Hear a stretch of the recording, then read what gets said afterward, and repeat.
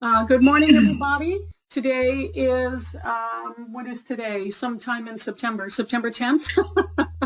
Good morning and welcome to the first of a 10-part series on all things QEEG, up and very state-of-the-art and very up-to-date stuff that we'll be learning from, of course, all of our heroes here in the field. Today and next week we have Dr. Thatcher. Today's, we all know Dr. Thatcher. I was thinking about putting together an introduction, but we all know him and I'm not going to waste all of our time. And so today's talk, which is very interesting to me and I'm sure to all of you, linking symptoms to dysregulation in brain networks, which we know Dr. Thatcher is world renowned for, and cerebellum and deep brain hubs and applications of neurofeedback for Parkinsonism and TBI. So with that, I will pass it over to you, Dr. Thatcher. Well, thank you, Cynthia, and I want to especially thank you for your leadership. And it's so important to educate, and it's a pleasure for me to be part of that process. So you can see the topic here. I want to give credit to my colleagues that I've worked with over the years, Carl Biver, Dwayne North, Ernesto Soler, Joel Lubar, and Lucas Caberta. And Lucas, by the way, has done a lot of research on neurofeedback and traumatic brain injury, as well as a variety of epilepsy, for example, is another one.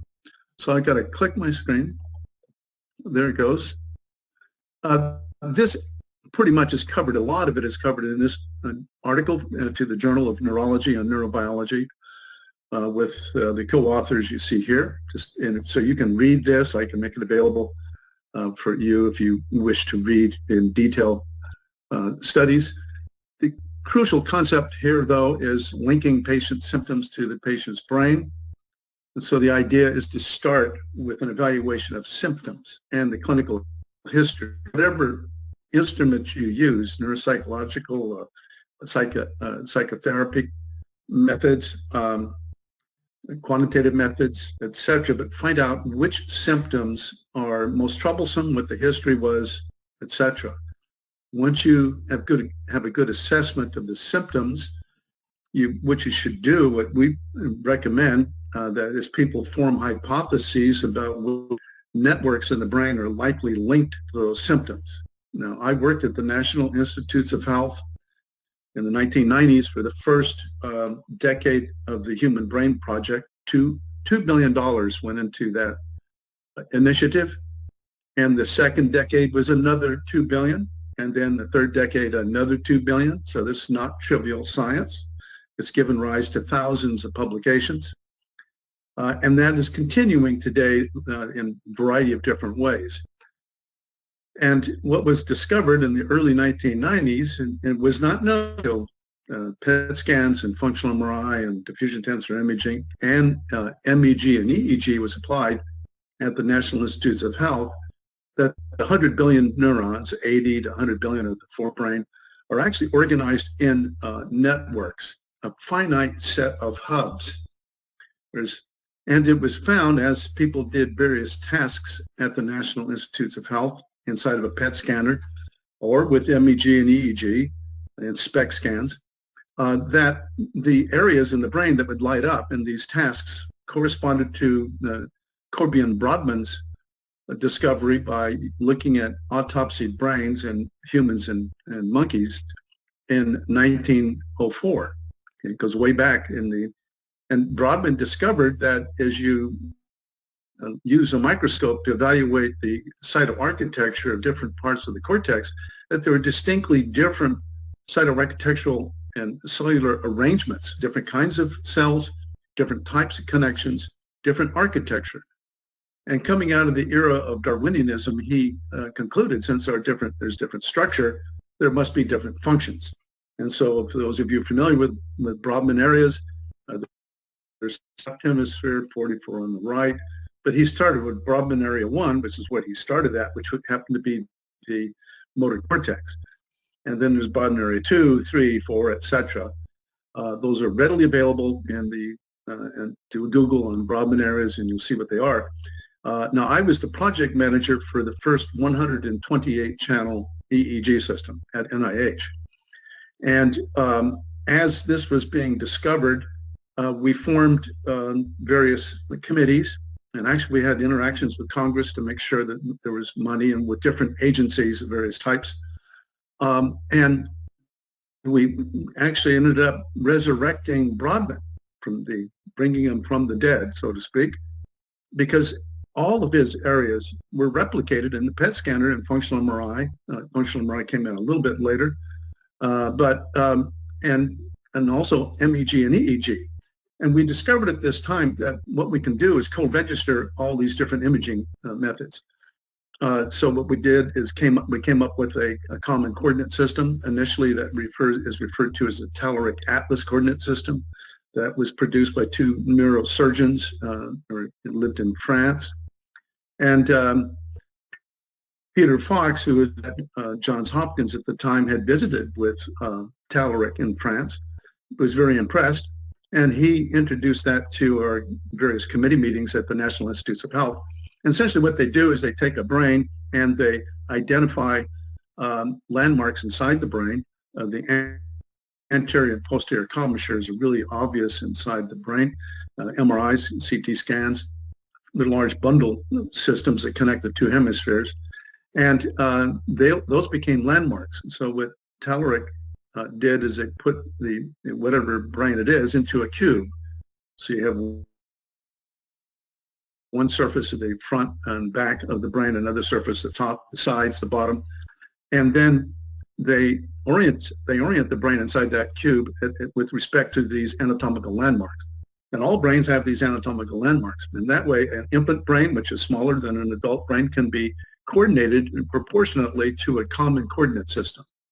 And actually 0, 0 of that coordinate system is near the Descartes point in the hypothalamus, just above in the pineal gland area. And so that, by coincidence, is why it's called the Descartes point for the 0, 0. But it provided the ability to co-register all these different imaging modalities and verify that, in fact, EEG sources and MEG sources correspond to the PET scan and functional MRI, especially the PET scan and SPEC. And so this common coordinate system allowed cross-validation of the EEG in a very powerful way. And then today, this is still used. This is the mainstream method. About 1993, there's a lot of interactions with the Montreal Neurological Institute.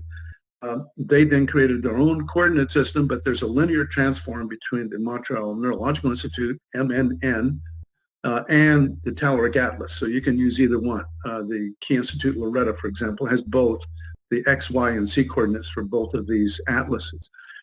So because there so much was discovered about the dysregulation in brain networks, including the connectivity between these hubs, and a huge number of publications came out in the last several decades. This allows one to predict or form hypotheses about which hubs are likely dysregulated. For example, somebody has anxiety, then it'll be the anxiety network, or memory problems, then it'll be the memory network.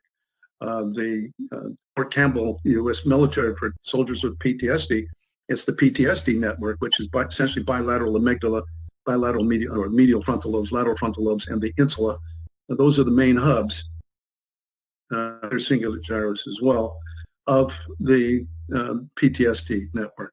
So you form those hypotheses. You then measure the brain to confirm and disconfirm those hypotheses. You can use QEEG to do that. You can use PET scans. It's invasive and expensive, but inexpensive EEG does cross-validate, and there's hundreds and hundreds of publications on that. So once you've now linked the patient's symptoms to the patient's brain or the hubs that seem to be dysregulated, you then devise treatments. And neurofeedback, RTMS, medication, psychotherapy, there's a wide range of possible treatments. But then at least you have a rationale to apply that treatment, just like you would if there was a heart issue. You would be looking at the valves and the ventricles, the auricles of that organ, etc., or the kidneys or whatever organ of the body. You start there, and essentially what you do is it's a bit like a blood test that's being done with the quantitative EEG. You're getting a range of different constituents that are deviant from normal if you use a reference database. You really can't do it without a reference database because you don't know these absolute values of a large range. So you want to compare it to a reference, just like a blood test or a bone density database. There's numerous such databases in medicine. So and you want to get an FDA registered one too, that it meets high standards. So that way you can then circle around the circle here, evaluating the efficacy of your treatment.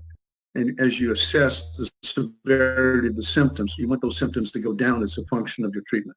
So that's the basic concept of linking patient symptoms to the patient's brain. That's where you start, rather than having a one-size-fits-all, one electrode at CZ, let's say, for everybody.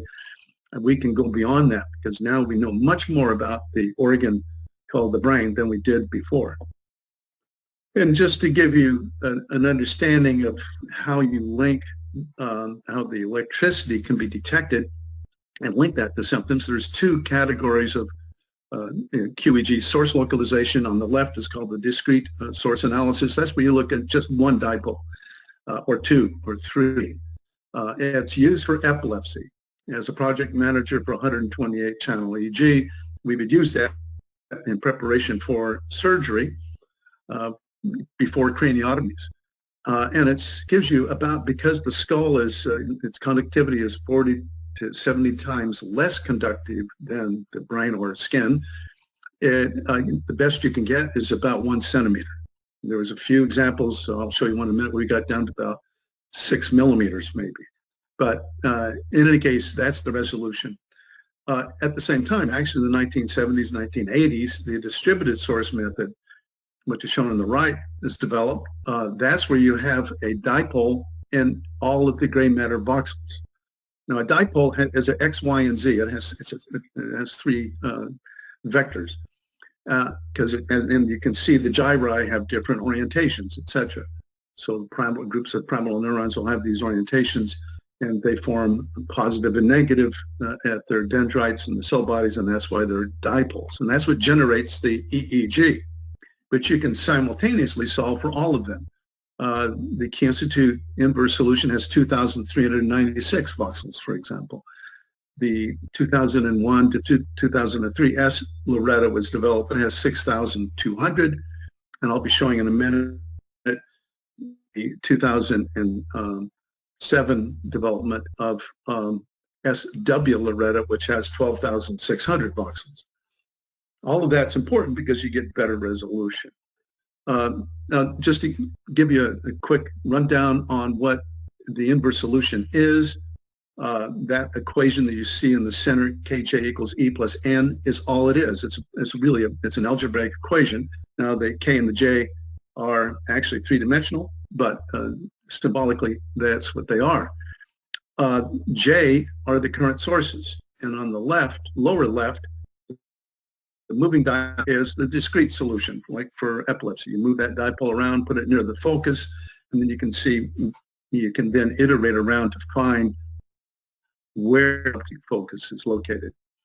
The lower right is the distributed solution. Here it's used in cardiology, but distributed solutions for inverse solutions for your sources of your heartbeat and the conduction velocities from your auricles to your ventricles, etc., is also used as a distributed source. The E, upper right, that's the EEG, the electrical potentials from the scalp surface. Okay. Now the K is called the lead field. What it is a matrix that weights the sources as a function of distance from the scalp surface. The forward solution is developed by Friedrich Gauss in the late 1700s, and then Poisson in the early 1800s. And imagine a balloon filled with saline, with sensors on the surface and a battery inside the balloon that you can turn on and off. And so if you move the battery away from the surface, then the electrical potential decreases as 1 over r squared. And so it's a function of distance. And then also connectivity. Here you can see the lead field is taken into consideration, the connectivity of the brain, the skull, the scalp. And those weightings then allow one to solve the source. And that's done by moving K to the right-hand side of the equation and putting it underneath E. So the inverse solution is actually J, current sources, equal to the electrical field on the scalp surface divided by the lead field. Okay, that's what it is. And the surface potentials are actually two-dimensional. The lead field is three-dimensional, so is J. But that it actually works out quite well. And the laws of the universe actually developed by the forward solution in the late 1800s with Poisson. There's Green's function in 1830, and then Clerk Maxwell in 1864 figured out everything to do with electricity and magnetism. And so both are generated simultaneously. Magnetism is at right angles to electricity. And another important thing is that magnetism is 1,800 times weaker, approximately, than electricity. And that's why today, if you go to get MEG done, it's a couple $1 million for the machine. You have to have a shielded room that costs about $200,000 or $300,000, and it doesn't have the depth. It's quite weak. At NIH, we would do MEG cross validations with EEG, and on the shielded cage room outside of it is a train schedule of the subway that would go by NIH. It's about a mile away. And we could not run subjects when the trains would go by. It would literally, the magnetic field produced by the metal wheels hitting the rails, that would be detected and it would be artifact. Also, there's different, essentially one of the things that the person who then figured out the inverse solution is von Helmholtz in the 1870s. So the forward solution is Maxwell's equations, and once you know where the battery is, you turn it on, you'll know with 100% certainty electrical potential will be at the scalp surface. But von Helmholtz asked the question, well, we don't know where the battery is. We have no idea.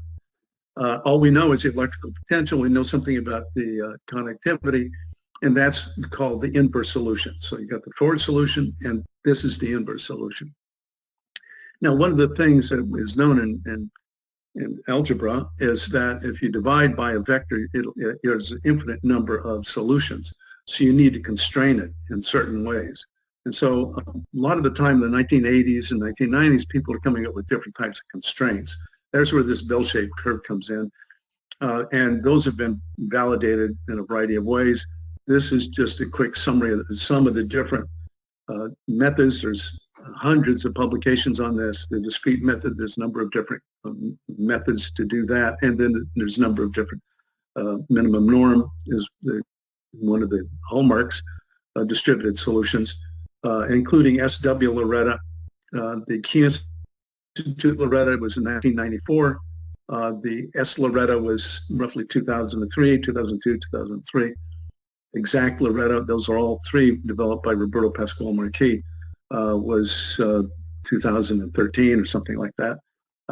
And then SW Loretta was 2007. Then there's all these other methods, but they're pretty similar. They get greater accuracy. The Loretta, it's initially, which was had the same problems others did, which was it would be involved in essentially the method is you get a sphere and you shrink the sphere around the skull. And then based on that, just like the balloon analogy I used, you solve the inverse solution. The problem is that the brain is not spherical. It's shaped more like a loaf of bread. It's flat on the bottom and it's elongated. And as a consequence, the geometry doesn't fit. At NIH, as we tested these different methods, we found that you got good source localization and high accuracy, the crown of the skull, but not in the temporal lobes. That's where it deviates most from the sphere. So S. Loretta was a method to adjust for that mismatch between the spherical model and the brain. And so you can see if this on the columns are increased amounts of noise ratio, increased strength of signals. S. Loretta has perfect accuracy when you have high signal strength. Now, people don't usually have that high a signal strength. Regular Loretta is 2 centimeters, 1.5 centimeters, etc. Error, and it doesn't change a lot with increased signal strength. With colleagues there, I published this paper. We put together, there's 2 large volumes I was an editor of. Mark Hallett is the director of the National Institutes of Neurological Diseases and Strokes, NINDS. We did cross-validation of EEG, MRIs, PETs, etc. That's what we did for quite a bit. This is an example from our paper where we had people voluntarily move their thumb, and there was a sensor on their thumb, so we knew exactly when they moved. And we had 32-channel EEG, and that allowed us to mark on the time record and the real-time recording when exactly the thumb movement occurred. And so we could go back in time before the thumb movement occurs, as well as after the thumb movement occurs. And one of the things that you see, this is well known in the literature before I did these studies and others at NIH, is the brake shaft potential was shown that if you're going to voluntarily make a movement, your brain actually knows you're going to make the movement about a second or 2 before you actually make the movement, before you decide to move. And because your brain gets ready for that movement. And so we replicated that, and roughly the move is at about 212 milliseconds before the movement. And then as soon as you do decide to move, supplemental motor cortex, which here is a dipole 3, that we ended up with 3 dipoles that we can detect that accounted for about 95% of the variance. And this is, anyway, so it's a motor potential, so it's an evoked potential. And then that peaks at about 100 milliseconds, 80 milliseconds, 50, 100, where there's a barrage of action potentials coming from the supplemental motor cortex, goes to the primary motor cortex, down the pyramidal tract, into your spinal cord, and you move your thumb. That's your movement happens. Now, after you move your thumb, dipole number 1 and 2 become active. Actually, I think that's dipole 2, but in any case, that comes out to your somatosensory cortex, not your motor cortex. So, which is real close to and it's doing a mismatch of the success of your movement. So if you make a movement and it fails to be successful compared to the expectation, then there'll be a mismatch and an adjustment will be made. And this happens all the time when we're moving. And baseball players, when they have to posture themselves in a particular way, if you're a pitcher, for example, and your movements have to be replicated. If you make a mistake, you'll know the guy hits a home run, but you keep practicing and getting feedback from your intent to move and then your accuracy of movement. But so we could also create a time series from each of these dipoles. That's what you're seeing on the right. So we then asked, or I asked, well, can we look at the coherence and phase differences between the currents being generated by these dipoles for every instant of time? And this, by the way, is our co-registration with the PET scan, the dipole 3, which is the supplemental motor cortex. That came within about 6 millimeters. And it just happened to be that way. It's probably because of the way that the PET scan was set up. But like I said, you can get down less than 1 centimeter, but it's pretty difficult. Series coherence is on the y-axis. Time is on the x-axis. Sorry if it's a little smudged. It shows the coherence between the dipole currents. And if you look at B, you'll see that as soon as you make that decision, there's a big shift in increased coupling. And so you can see the times that the brain actually inhibits. So what happens if you move your right hand, which is controlled by your left cortex, your other hemisphere is inhibited. And that's why bimanual coordination really is where you can go back and forth. You get, because one side is inhibited while the other one is permitted to act. So that dynamic can be measured in milliseconds. We were sampling at 5 milliseconds. So we had 5 millisecond time resolution of coherence, coupling. And this is another example of the coordination of the ipsilateral motor cortex with the contralateral supplemental area. And you can see that switch right after really this case, it's the sensory motor system coming back in and being inhibited and the other being excited. Now in 2007, first of all, let me tell you, the Key Institute, this on the left, this is some of the new advancements I had in the title. It was 1994, working when Roberto went to Switzerland to work with Dietrich Lehmann at the Key Institute. This template of the MRI there actually comes from Montreal Neurological Institute. That's 306 healthy individuals, normal. This is the database that they used. That they averaged all the brains, and you can see you cannot see any gyri on the left. It's all smeared out. That's because it's just an average.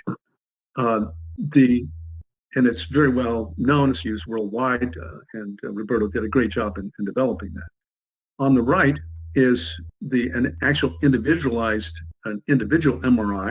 because in 1994, around there, 2,000 people were not happy with this average. And there's an individual at Montreal, Al Collins, a young man, in his 20s, healthy, very bright, very nice person. And everybody liked his brain. So Al Collins' brain is shown on the right. That's a template. That's a universal template. Montreal has a couple others, but they all pretty much show the same thing. But you can see the gyro, because this is an actual individualized MRI. Now, we could, with NeuroGuide, we can bring in individual MRIs if we wish, but because you have 1 centimeter to 2, 3 centimeter resolution, it doesn't make any sense to do that. You don't have to. You can use the template. And it turns out also that neurons are not just 1 millimeter. They operate in large groups, like a society voting. And so you got 100 billion or 80 billion neurons. These hubs, for any given moment of time, is made up of several billion neurons.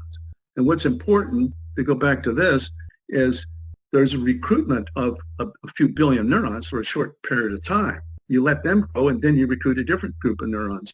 So this is happening about every 200, 300 milliseconds.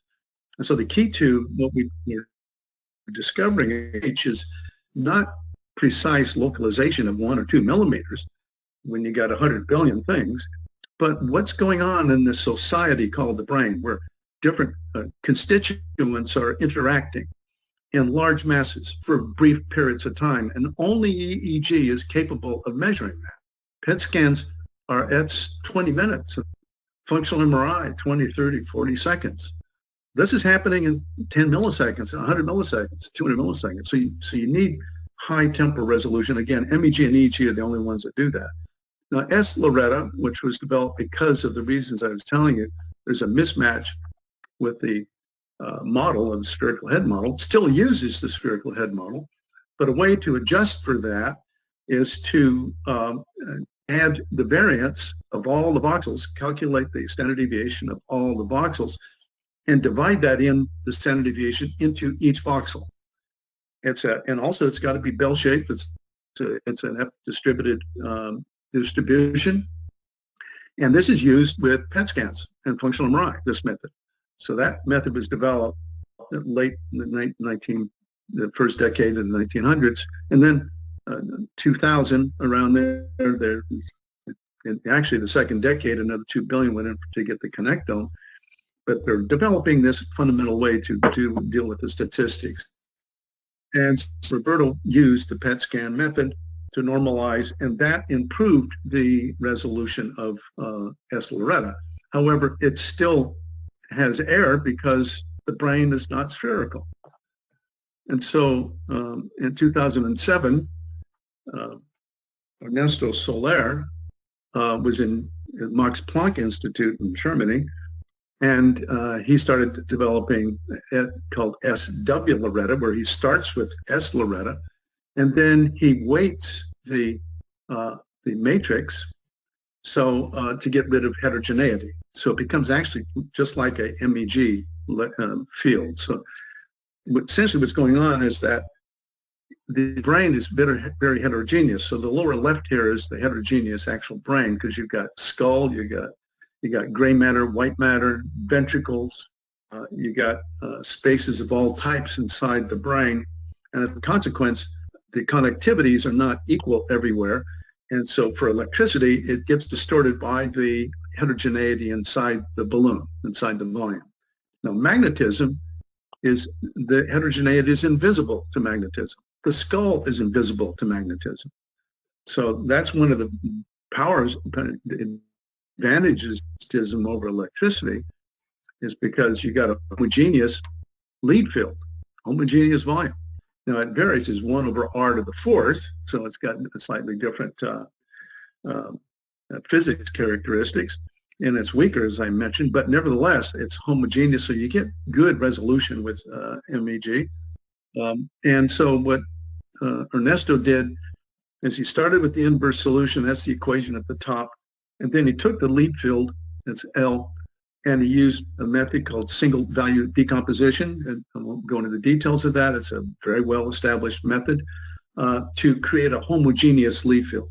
And that's shown in the lower left, the blue, and that's a W, it's take the square root of, and now you multiply the lead field by a weighting matrix, and on the right you get a homogeneous distribution. So you get rid of almost all the heterogeneity. So now magnetism and electricity are the same with SW Loretta. So the W is the weighting. Another important thing that Ernesto did, he took the, and everybody does this now, anyway, he took the Al Collins standard brain, and he did not use a spherical head model. He used with the element method. Now that actually involves, and I used to do this at NIH, you actually get the contour of the actual real brain. So you look in the MRI and you actually draw out the boundaries of the brain itself. And that boundary now becomes the balloon surface, so to speak, and not a spherical, abstract spherical thing that you shrink around the skull. So you actually use the shape of the brain itself to compute the inverse solution, and when we do that, again improves the accuracy. And so as a consequence of creating a homogeneous lead field with SW Loretta and using the boundary element method, one can get sources accurately measured from the cerebellum, the red nucleus, the subthalamus, the thalamus, deeper structures. Now, they're not as high a resolution as you have at the cortex, but nevertheless, you can do it, and it's been replicated, and I'll do that in a minute. This is from Ernesto's dissertation, in which he compared S. Loretta to SW Loretta. The low sample shows this dramatic improvement in localization accuracy and reduction in error when you use SW Loretta compared to S. And we also, Ernesto and myself, and this is really Ernesto that worked this out, but he did a simulation using 19-channel EEG, and then compared it to 128-channel EEG, and then 148-channel MEG. And you can see there's hardly any difference between 19 channels and 128 channels. And that's another thing that was discovered at NIH, because I was the project manager for 128, but we looked at 19, 32, 64, 128, 256, and we found no improvement in localization accuracy above 64. In fact, there's very little between 32 and 64, and there was a bit of an increase in improvement between 19 and 32, but it really was not really that terribly significant. So people who keep touting 128 channel EEG and independent confluence analysis and stuff like that, which distorts the time and phase between the hubs, you don't want to do that. You can use 19 channels. You can use MEG if you want to spend a few million, and you can get good source localization, and you got a time resolution in milliseconds. So this shows that you can do that. So we applied the SW Loretta. This is an example of a patient with epilepsy. You can see the epileptic event on the left. It's in the patient's right temporal lobe. That's where the main focus is. And we calculated zero phase lag coherence and instantaneous coherence. Just if you want to worry about volume conduction, calculate the lag coherence, but that doesn't, volume conduction doesn't explain it. And we looked at the deviation from normal using these different metrics of connectivity, of coupling. Phase differences are in degrees. That's what it takes to go from point A to point B. Phase difference is a function of the distance between point A and point B and the conduction velocity of the white matter. So if the conduction velocity is higher, and then the phase is going to be shorter. If it's conduction velocity is lower, then phase differences are longer. Distance, and also it's a function of the rise time, the synaptic potentials, and it's of the synaptic delays. So that's what phase difference is, a physiological measure. So that's why you don't want to use ICA to replace the artifact for the subject's data, because you eliminate your ability to look at physiological reality that's absolutely essential. How do neurons talk to each other? And when there's disruption of the white matter, you want to know that. Or if there's dysregulation in one of the hubs, you can see that in the way that that hub talks to other hubs. And then also on the right is information flow.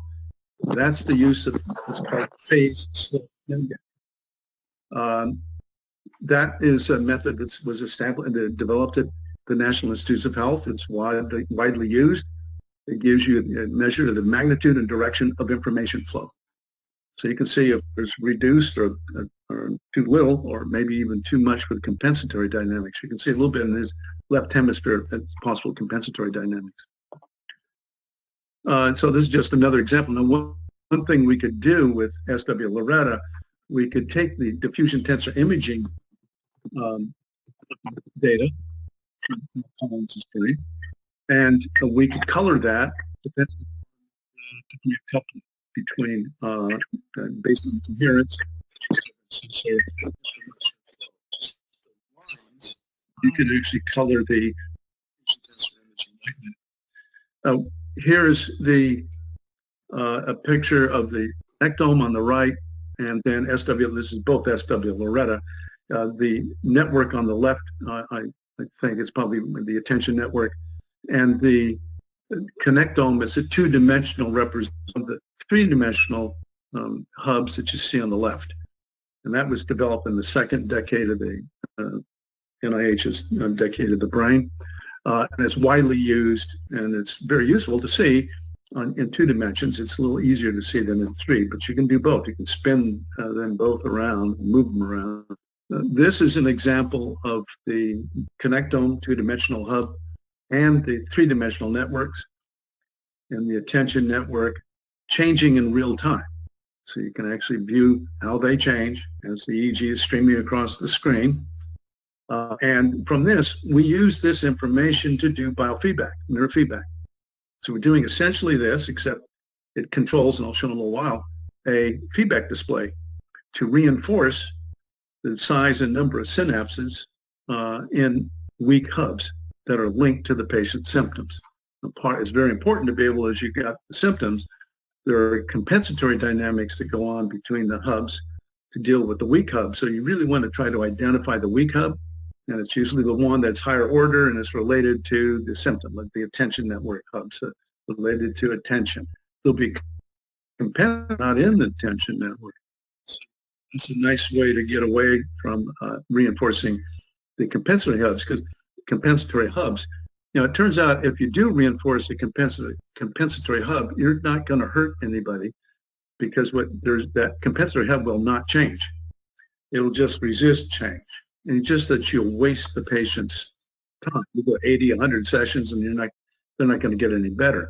But as soon as you target a weak hub, reinforce the number and size of synapses, and improve its communication with its other neighboring hubs, then the symptoms get resolved and it will move towards a better and more efficient and stable state. And we've seen this over and over again, because Loretta Neurofeedback, we first developed that in 2009, 2010, and people have been using it for a long time. And there's over 60 publications on it. This is just an example of the protocol here for Parkinsonism. But this is just the network list. that you can, or not just Parkinsonism, it's all of them. These are the networks that were developed in the Institutes of Health. These are all based upon PET scans, functional MRI, SPECT scans, penetrating head wounds with the 200 years of neurology, diffuse intensive imaging, etc. This is purely taking out of the, we took to develop this in NeuroGuide, did a vast, took us a long time, review of the scientific literature, and each of these hubs are well substantiated by quite a few publications, and you can look them up yourself in the Google search or go to the National Library of Medicine. These are also all described to some extent in the Handbook of Quantitative EEG and EEG Biofeedback. But it's these hubs upon which we based the linking of the symptoms to dysregulation. And because you can cross-validate EEG with PET scans, SPECT scans, and penetrating head wounds, you can now use that substantial scientific literature in its co-registration and cross-validation with reasonable confidence using the EEG. And when you do apply it, like at Fort Campbell with the soldiers with PTSD, they get good results. They just do 10 sessions. Joe Lubar and myself were we were consultants on that project, and they've been using it since 2014 or 15, and it's a standard of care. Every patient, every soldier with PTSD or mild TBI goes to a special resilience program at Fort Campbell in Kentucky, and they are going through a 90-day program, and part of that program is 10 sessions of Loretta Zscore neurofeedback. Now, this is just showing how these different networks I just previously showed you, you can select them by just clicking, and you'll see how the different hubs come in, or how they're connected, and in 2 dimensions as well as 3 dimensions. This is the diffusion tensor imaging. This happens to be, I think, the corpus callosum and the anterior and posterior commissures. Those are the networks that form the landmarks for the Telluric Atlas and the Montreal Neurological Institute's atlas, by which all these different modalities are co-registered. And this is from the Neuronavigator, SW Loretta. Similarly, you can look at these. They're colored by virtue of the magnitude of the coupling. You can use raw scores or Z-scores. And you can see the cerebellum. I think this is raw scores. And so we can image the connectivity changes in deeper parts of the brain because of the use of SW Loretta. Now, in the history of neurofeedback, I recall what I was working at the National Institutes of Health, and Michael Hickey, who is the president or the CEO of Lexicor in Boulder, Colorado, called me and said that there's a lack of standardization in the field. They had developed a 19-channel EEG system, and that was to be used in biofeedback, and they were the first company to ever use 19 channels. And in the course of talking, I said, well, at NIH and NYU and other places, we use a normative database with Z-scores.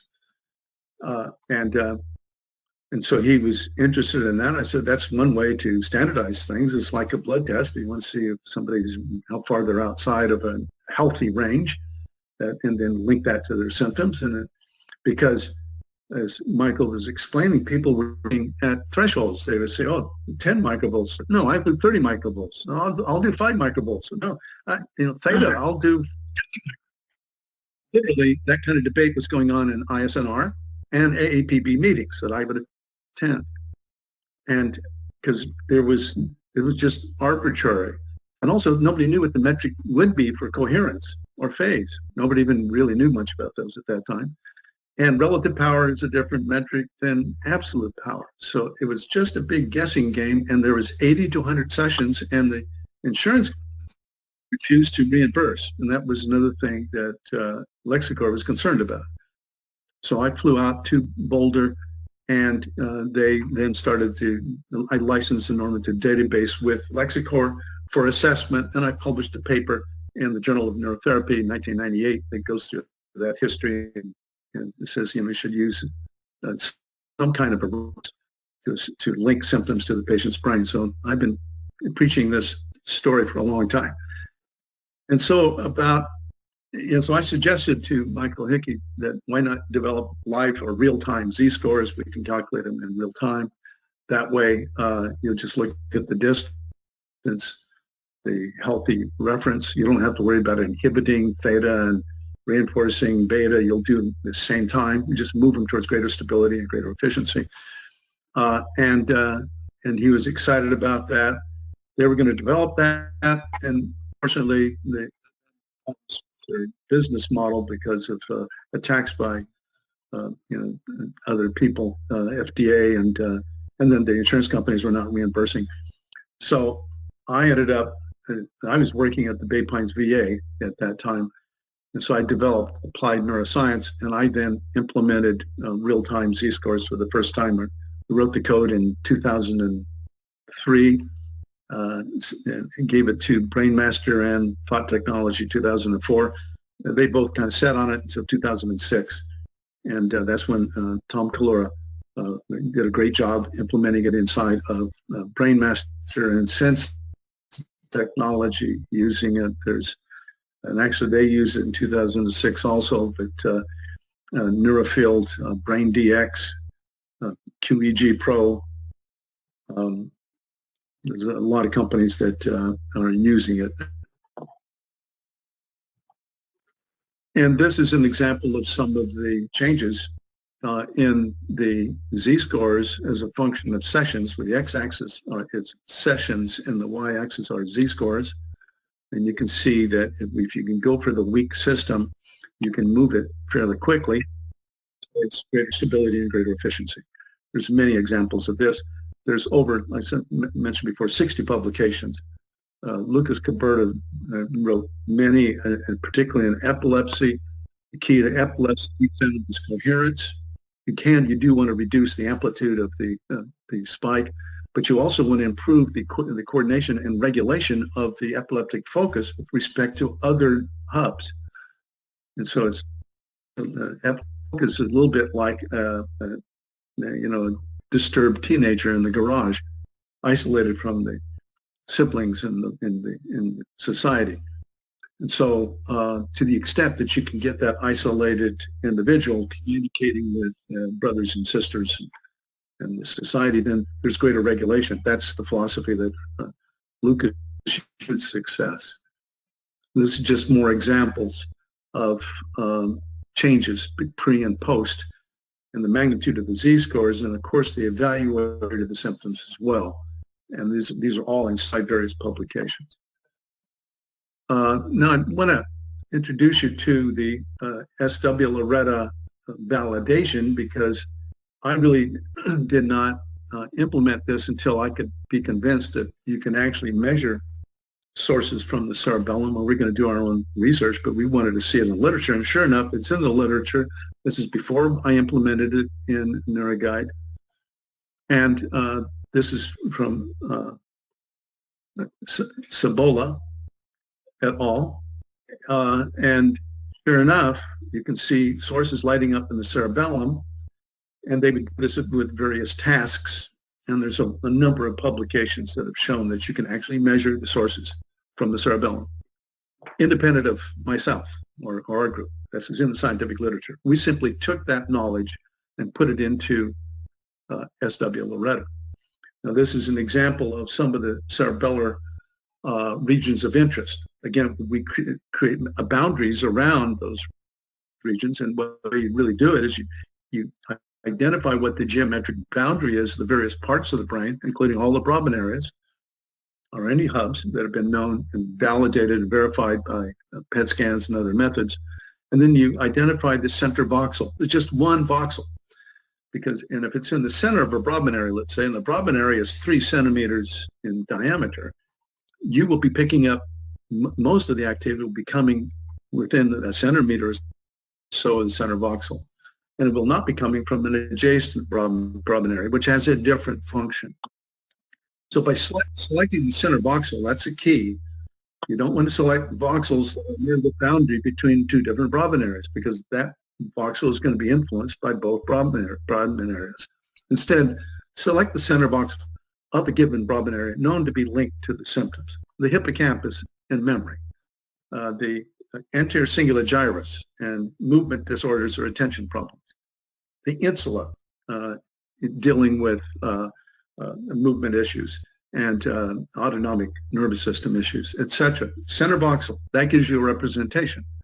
And then we're able to, I'm just going through the cerebellum with these different boundaries so you can see what we do to get to the center voxel.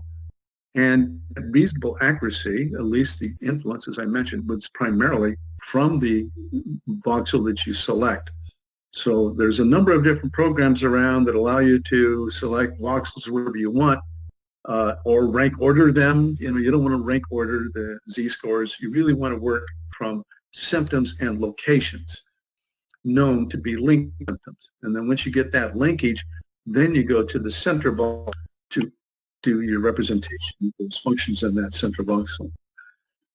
Now, another important paper that influenced me was this one by Philippines, who has published a number of studies using SMR neurofeedback, sensory motor rhythm, what Barry Starman used in the 70s.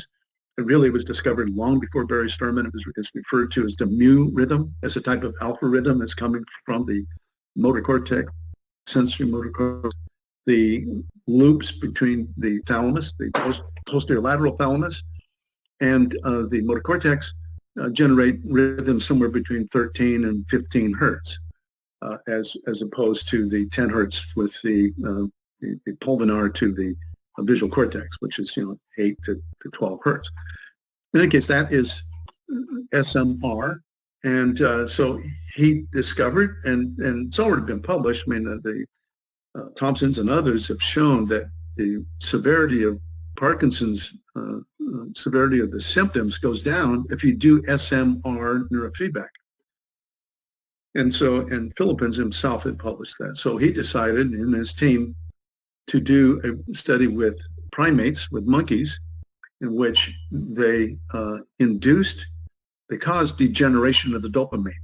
There's a chemical they can give that causes dopaminergic neurons, D1 and D2, to degenerate, giving rise to Parkinsonism.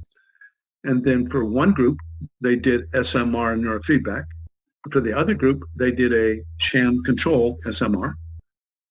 And then at the end of the study, they sacrificed the animals. And they found also that the SMR reduced the severity of Parkinsonism, whereas the control group that did not get SMR did not reduce the severity of the Parkinsonism. And so, first of all, let me go here to show you this one. When they sacrificed the monkey's brain, and the monkey took the brain out, they looked at the red nucleus, which is a relay nucleus, and the substantia nigra, but that's a relay nucleus from the cerebellum. The cerebellum outputs to that nucleus, and then it goes from the red nucleus to the subthalamus, thalamus to the motor cortex. Red nucleus also sends fibers down to the spinal cord. So it's a very important relay nucleus. And what they found is after SMR that there's a cytoarchitectural change, the number of connections, and the size and number of neurons. And the red nucleus changed. And there's a significant difference between the placebo and the SMR. And they reasoned in this paper, first of all, this is the circuitry in the motor sensory, the basal ganglia.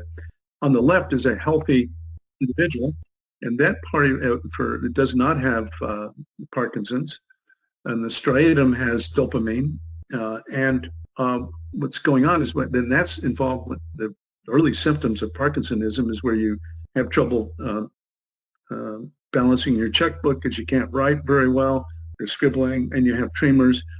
And so the fine motor are what are controlled by the dopamine. And the middle one here is the degeneration of the dopaminergic neurons and the effect it has on the thalamocortical circuitry. Now the right is where the cerebellum comes in. The cerebellum is involved in your gait. It's your movement of your arms and legs as you walk from point A to point B, the large movements. It's not the fine movements of your fingers. It's partly involved in that, but its main aspect is your balance and your general movement. And there's no dopamine. So it's a compensatory circuit. So they reasoned that what happened is through the red nucleus cerebellar dynamic, they it created a compensatory response that reduced the severity of the Parkinsonism. So that's how they explained it. And so we then started to look at the cerebellum using SW Loretta. There's a neuroanatomy of it a bit on the left. It's a fascinating structure. And then that's SW Loretta on the right. Here's a view of the cerebellum in the bottom part and connecting up to the red nucleus, the subthalamus, the thalamus, to the sensory motor cortex at the top. These are Z-scores, and you can see, well, actually, it may be raw scores, but the magnitude of the coupling, where it's blue, is low, long distance systems. And the magnitude of coupling is higher because this is measuring coherence between these hubs. And you can see the motor cortex has red and yellow because it has higher coupling. And the lower cerebellar vermis and various parts of the cerebellum also have red because they're close together. And the closer together things are, the greater their number of connections. Number of connections decreases as a function of distance. Now this, just so you know, just to emphasize, it's called the small world model. It's been shown in a variety of different situations that efficient dynamics in any system, even companies and societies, but in the brain also, is to process information locally and minimize the expense of long distance communication. So if you can not have to depend on Japan or China or Australia for your products or your manufacture them locally, you're more efficient and more competitive rather than having to depend on long distance hubs. So the brain does that. Nevertheless, you have to have long distance connections, but you want to make that efficient. You want to make it a balance between local processing and minimize the burden on compensatory hubs and this long distance communication. Now, these are the menu items inside of NeuroGuide to select the subthalamus, the red nucleus, various parts of the cerebellum, and the vermis. Vermis 10 is where the vestibular nuclei project for your balance. And there's over 40 million Americans above age 65, many of whom have balance problems. There's 10 million people with Parkinsonism, 60,000 new patients every year. And so now we can look at the organ that is involved, correlated with the symptom, and we can image them in real time and potentially do neurofeedback on this circuitry, like Philippines and the Thompsons and others have shown, to reduce the severity of the symptoms. Oh, I just want to mention here, the habenula is very important. It's the habenula and the nucleus accumbens are in their function. When the habenula suppresses dopamine, the nucleus accumbens surges out dopamine. So if you make a mistake, let's say you want to get a toaster out of a cupboard somewhere, and you reach for the cupboard, but then there's no toaster there because it's actually somewhere else. Well, the dopamine gets suppressed at that point by the habenula. That way you don't keep repeating stupid things. Okay. You'll instead make the adjustment over to the right, the correct cupboard, open it up, and now your nucleus accumbens surges out dopamine because you say, aha, there's the toaster. So this dynamic is going on all the time. This is very important for addiction. There's the best two poles is not right. So we include the habenula and the nucleus accumbens in addiction protocol. This is just to show you where you can select inside of NeuroGuide the Parkinson symptoms. The hypotheses are those that are based upon the PET scan and functional MRI diffusion tensor imaging literature. The match are those hubs that match the PET scan hubs. and then the mismatch is those that don't. That way, you now are working not with so much with the compensatory hubs, narrowing your linkage of the patient's symptoms to the patient's dysregulated brain to the weak, most likely ones that are responsible for the symptom. And then you can see this is an example of neurofeedback. I don't know if you can see it, but there's actual real-time